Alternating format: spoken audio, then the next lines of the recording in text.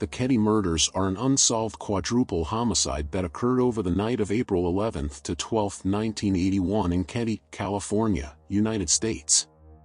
The victims were Glenna Susan "Sue" Sharp, daughter Tina Louise Sharp, son John Stephen Sharp, and John's friend Dana Hall Wingate.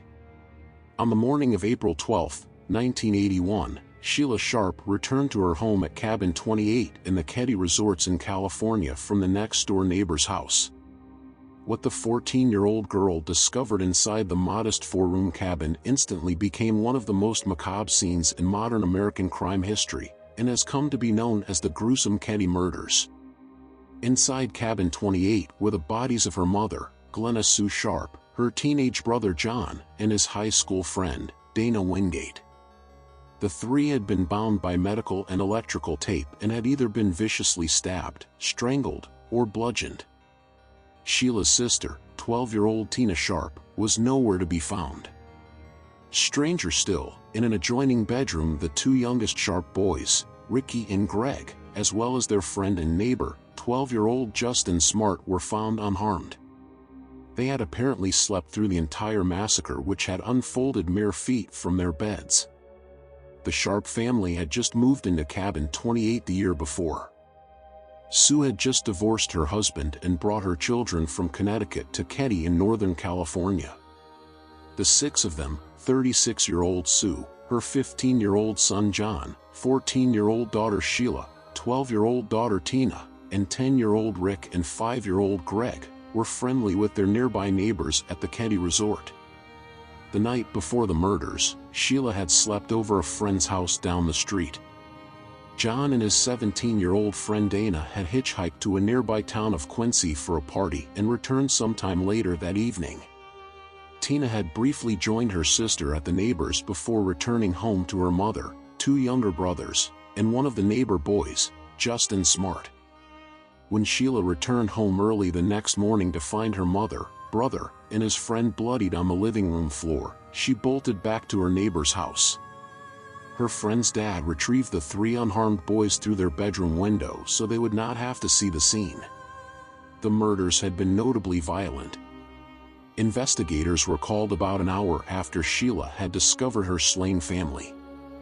Deputy Hank Clement was the first to arrive on the scene, and he reported blood everywhere, on the walls, the bottoms of the victim's shoes, Sue's bare feet, the bedding in Tina's room, the furniture, the ceiling, the doors, and on the back steps. The prevalence of blood suggested to investigators that the victims had been moved and rearranged from the positions in which they were murdered. Young John was closest to the front door, face up, his hands blood-covered and bound with medical tape. His throat had been slit. His friend Dana was on the floor beside him on his stomach. His head was badly damaged as though bashed in with a blunt object and lay partially on a pillow. He had been manually strangled. His ankles were tied with electrical wire which was wound also around John's ankles so that the two were connected. Sheila's mother had been covered partially with a blanket, though that had done little to hide her gruesome injuries. On her side, the mother of five was naked from the waist down, tightly gagged with a bandana and her own underwear secured with medical tape. She had injuries consistent with a struggle and had an imprint of the butt of an .880 pellet gun on the side of her head. Like her son, her throat had been cut. All victims had suffered blunt force trauma by hammer or hammers. They also all sustained multiple stab wounds. It would take the police hours to realize that a fourth victim, Tina, was missing. It would be another 3 years after the Keddie murders that Tina was found.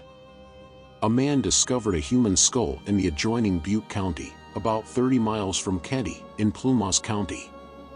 Near the remains, detectives also found a child's blanket, a blue nylon jacket, a pair of jeans with a missing back pocket, and an empty surgical tape dispenser. With that, the remains of Tina Sharp had been found, which made the crimes committed on April 11 or 12, 1981, a quadruple homicide. Furthermore, it suggests an answer as to why this case was handled so sloppily, remains unsolved, and is seemingly not a priority to the Sacramento DOJ. What is known is that this 37-year-old crime is far from a cold case, as new evidence sheds light on what may have occurred at Cabin 28 in Keddie, California.